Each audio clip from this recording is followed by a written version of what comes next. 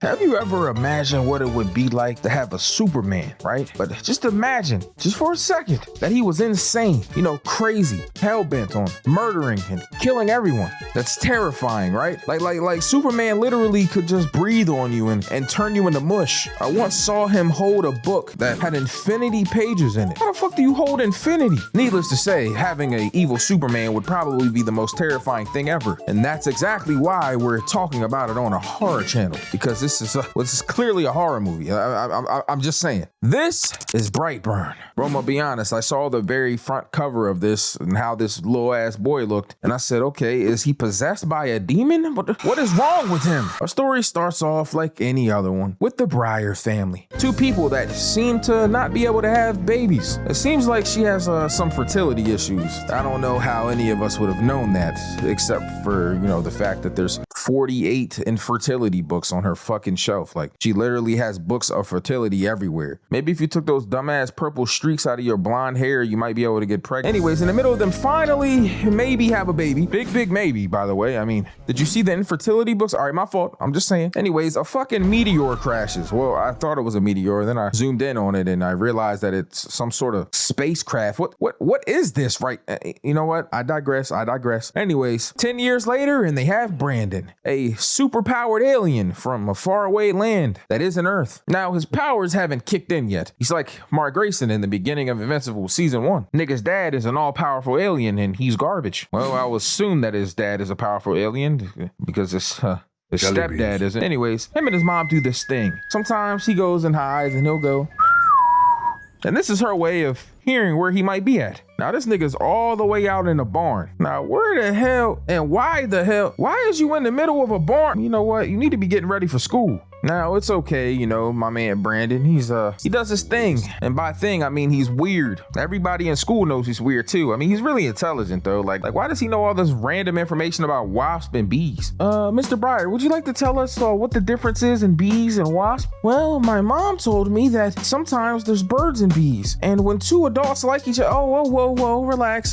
That's not what I'm talking about. Oh, well, wasps, they're kind of invasive species sometimes. And they also, they have babies and they feed them maggots and stuff. I like maggots. Why are you always talking about maggots, cuz? You must be one. I'm the fat black kid comic relief. Anyways, as you can see, the kids make fun of him. But there's a little girl here that he seems to like. He's one of those weird kids that, a girl's nice to him one time and then for some reason they think the girl wants to be with him, or you really can't be that guy. That's like the worst guy ever. Anyways, none of that matters. What does matter is that later that night, my man Brandon starts having a weird dream. About weird dream, I mean he's talking in a fucking weird ass foreign language. Well, he's not really talking it, it's more like hearing it, but it's really strange. I beg of you, the power I be. All right, my bad. I just got done watching another Chucky movie recently. It's kind of stuck in my head, but that doesn't really matter. Now she goes outside and nigga, what the fuck? Is that Barry Allen? Who just ran past her like that? So his mom realizes that Brandon's in the barn again. Nigga likes to be in that barn for some reason, Jesus. But anyway, she goes in there looking for him and he is literally tearing at these barn doors, which seem to be latched. And now after she calms him down because he's trying to find out about his origins and dig into this fucking spaceship. I don't even know what this is. Anyways, she calms him down and ends up talking to her husband about Brandon's sleepwalking. Guess she doesn't really want to tell him what happened. Anyways, the next day he's spending some time with his dad and he wants him to cut some grass. So he tries to start the lawnmower and he throws it about, what was that, like 60 yards? God damn. Anyways, he walks over to the lawnmower and this is the first time in the movie that I realize this dude is way too inquisitive, way too goddamn nosy and insane, because he's like, oh, let me just touch this motor. Yeah, let me put my hand in the fucking lawnmower blade. So he does, and it breaks the blade and does nothing to him. Yep, just like that. I knew this nigga was gonna be a problem. Anyways, later that day, they end up going to a restaurant and it's Brandon's birthday. Happy birthday, dear Brandon. Happy birthday to you. This is for little kids, Mom. I hate this shit. Yo, wait a minute. Is that Badger from Breaking Bad? Now, at this point, my man Brandon is going through it because they decided, well, Badger from Breaking Bad decided to get his nephew a gun. But his dad's like, man, no guns, man. He only a kid, he 12. Man, give it to me. Oh, damn, man, calm down, Diddy. Talking about give it to you. Man, I'm not playing with you, cuz. This is a fucking game. All right, man, we out of here, man. Fuck wrong with you, man? Why can't I pick you up from this table, man? You strong as shit. So they end up going home and, you know, him and his wife have a conversation about it. They just brush it off as teen angst. You know, the next morning, this man eating, his dad come up to him trying to get his attention. This nigga is chewing the fork. Yo, this man breaking the fork. What is wrong with this dude? He just casually chewing the metal like it's nothing. Like it's just malleable metal. I mean, it kind of is, you know, like force and spoons are a little malleable, but not to the point like this, man. This nigga is really chewing on this shit like it's a piece of candy or something. Like, what the hell does he got going on? Calm down, mighty mouth. Anyways, they end up going in his room and they find some very normal and also weird pictures. Got some girls in bikinis and stuff. And what the fuck? Are these guts? What is this? Anyways, they decide to go on a little trip and shit. And because they want to spend some time with him, but also have the birds and the bees talk with him, which I know is kind of counterintuitive because I did make the joke earlier about the birds and the bees as if he already knew it, but he didn't. But don't worry about that. It's not canon yet. Anyways, his dad ends up having a conversation with him. A conversation about, well, the birds and the bees. And this freaky ass dude talking about, hey, you know, you might want to play with it sometimes, you know. Like right now, Dad? Like, can I play with my beat right now? No, man, not right now. Freaky ass dude, man. You on that Diddy shit, man. Anyways, this freaky ass dude misinterpreted what his dad was saying and left the camp to go talk to that girl. And by talk, I mean be really weird and stand behind a curtain that he liked from school. This nigga in there playing music on her computer at the speed of light. She getting up to turn it off. He play it again. She turned it off. This nigga standing behind a fucking curtain. This dude freaky as shit. Yo, you need to get up out of here, cuz.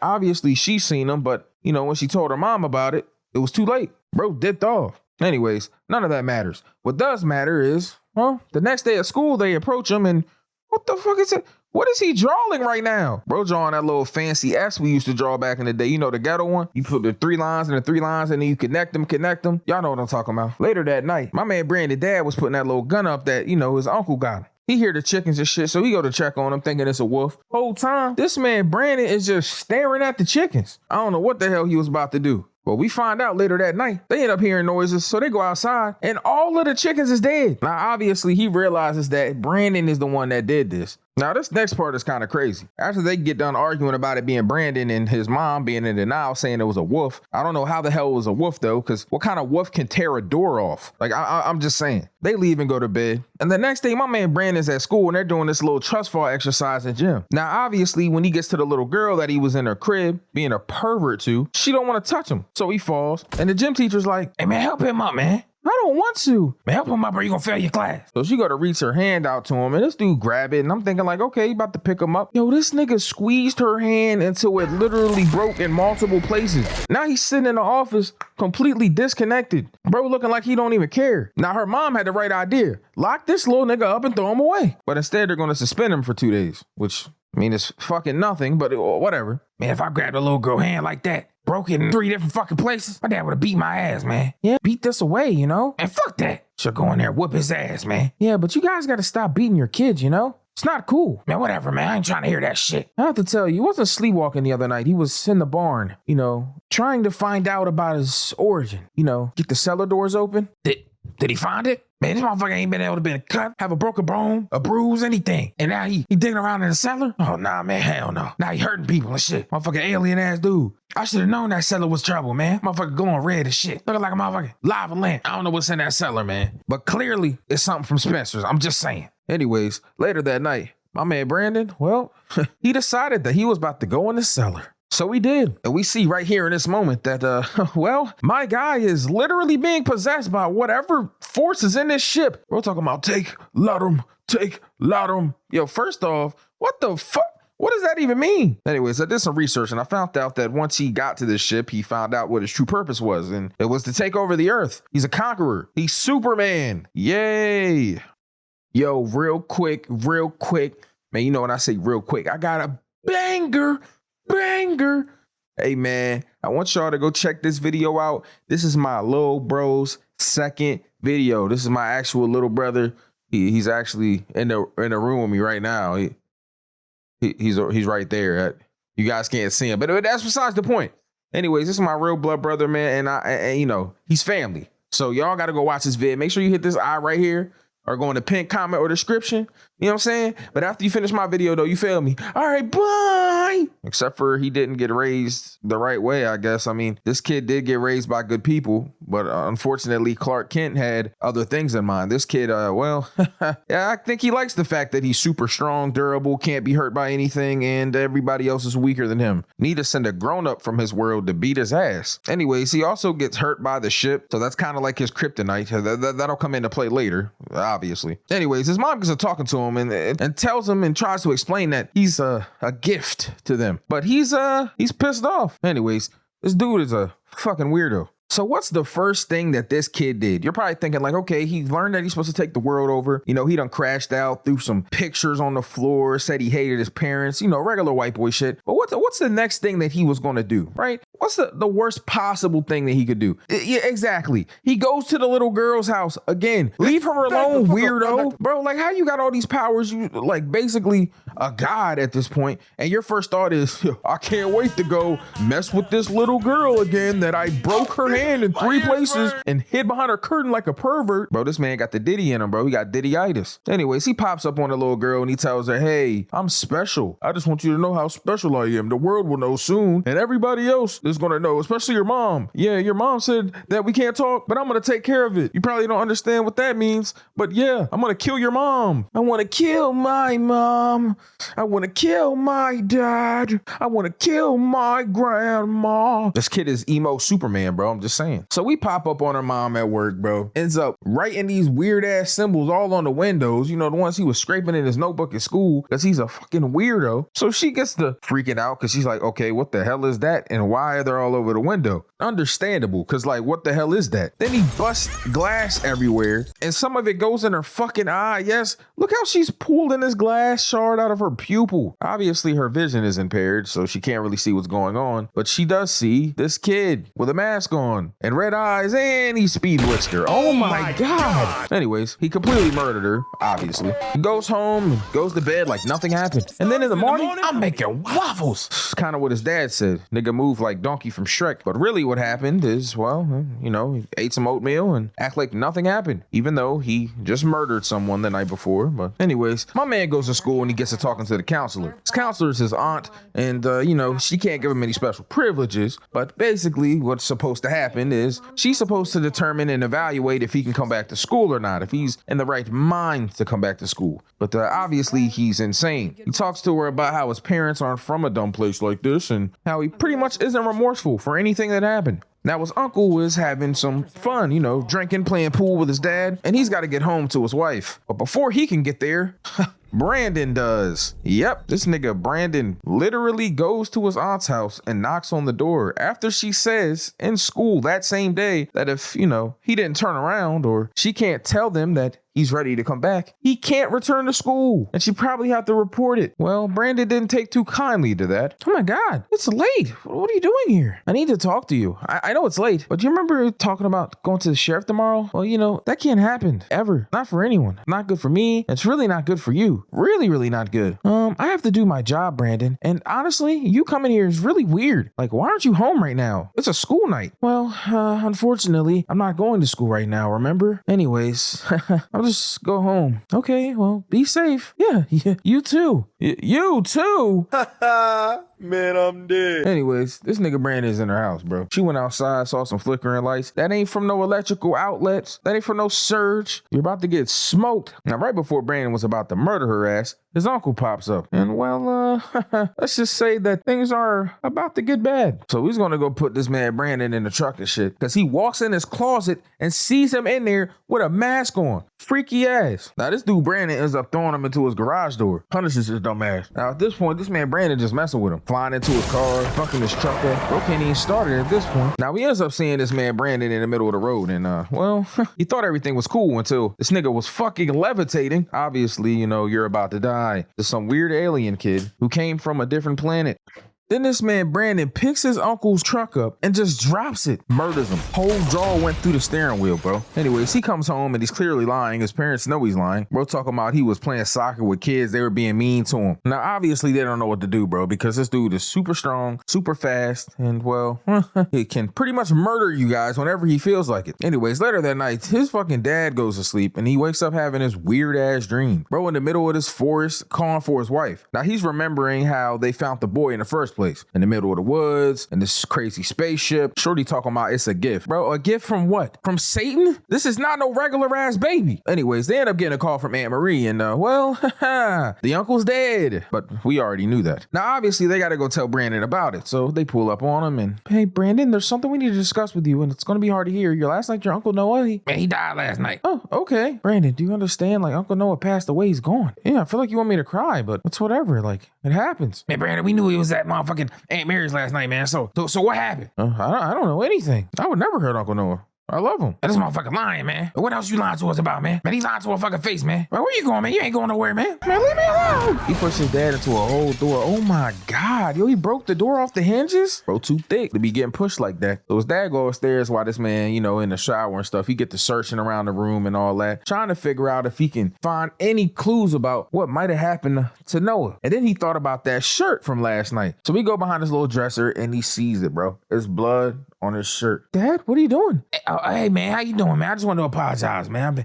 I shouldn't have said what I said to you, man. You know, I'm sorry. Now, obviously, the dad is smart, bro. He knows that this kid is insane and he's not their fucking son. It's just something that they found in the woods. But the mom doesn't want to listen. She talking about she's never going to go against her son. Bro, he already going against y'all. He about to smoke y'all. Now, the sheriff is doing a bunch of, you know, investigating, trying to find out things. And he sees that at all these crimes, there's a stupid ass bee as design. The same one that Brandon be drawing in his notebook. So the sheriff probably think, you know, well, if this kid isn't the one killing him, he definitely knows who is. Now, the dad don't know what to do at this point, bro. So he does the only thing he can do. Tries to treat his kid like old Yeller. Yep, I'm gonna take him out to Drywood and have a nice weekend with him. Show him that I love him. Yeah, I love him, Ari, with this fucking 12 gauge. Now, we takes him out into the woods and, you know, obviously, he's about to do the deed. Bro got the rifle in his hand. His son's walking in front of him. Mom at home, painting cows. And she gets a nice little visit from the sheriff. Hey, Tori, how you doing?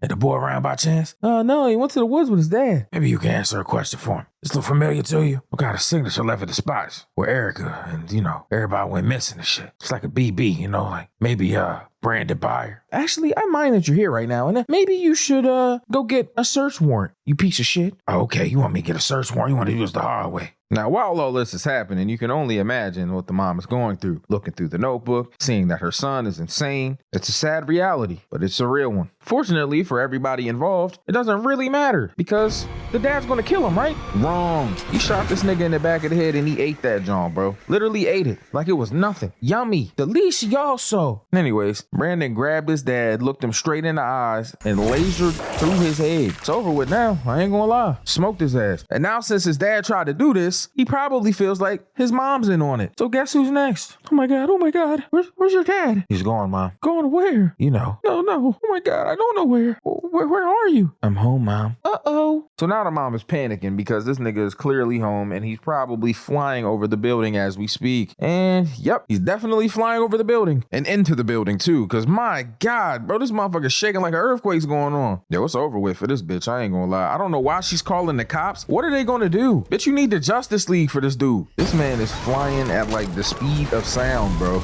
Damn near can't even see him. She look out the window. He's flying above the air. She look back again. He gone. I don't even know where the hell this nigga at, but that would have terrified me right there. This nigga is basically teleporting. Now she in the house all scared and shit, so the sheriff and, you know, his deputy pull up. Hey, Tori, we here, man.